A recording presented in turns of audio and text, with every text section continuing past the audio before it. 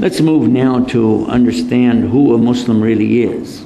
Often we hear Muslim and Islam almost in two different categories. But they're not, because the word Islam is the foundation for the word Muslim. Anybody who performs an action in the Arabic language, whatever's related to that action, you put mu in front of it, in many cases, and you find the one who's doing the action.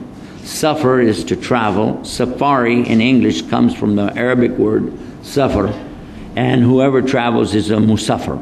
The plural is musafirin. The salli, the one you're standing and praying, is salli, salah, salli.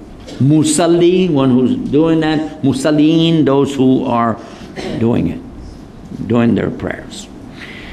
Then there's the adhan. The adhan, the call to the prayer. Who does it? Muadhan. And I think after this you get the role for it. You want to be able to explain this to the non-Muslim, to the English speakers, by breaking it down and showing that in English we use the extension, the suffix er after the verb. Walk, talk, think, stink, It doesn't hurt to put a joke in there once in a while, you know what I'm saying? All right. Now, in Arabic, safar, musafir. Adhan, mu'adhan. Salli, musalli. And then Islam, only it's from aslama, Muslim. Whoever wants to do Islam is trying to do Islam, working toward Islam, this is Muslim.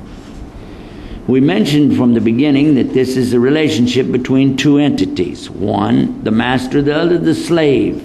In my country, you start talking about slavery, you run into a problem, so we usually tone it down a bit. We say servant, a servant of Allah.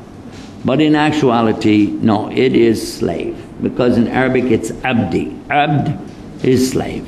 There's no two ways about it. Abd is a slave. And we as Muslims are going to say that the whole entire universe is in submission to Almighty God. All of it is in this aslama. All of the universe is in a state of aslama, doing what Allah wants it to do. But we don't say the universe is a slave to Allah in the same way, because the universe has no choice. Planets, stars, the moon, the sun.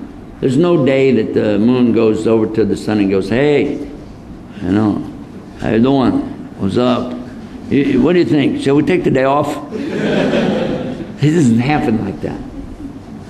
And by the way, this is a good chance to inject something for you. When people start talking about the different groups, the sects, the tariqas, the different so-called understandings of Islam, these that break off and so on. In the same way, you could go back and look at this example I just gave you about the sun and the moon. Could you imagine the moon asking the sun, hey, what kind of Muslim are you anyway? Are you a Shiite or a Sufi or Sunni? Or you would laugh at that, but you take it real serious when a person says it. You follow what I said. Think about that.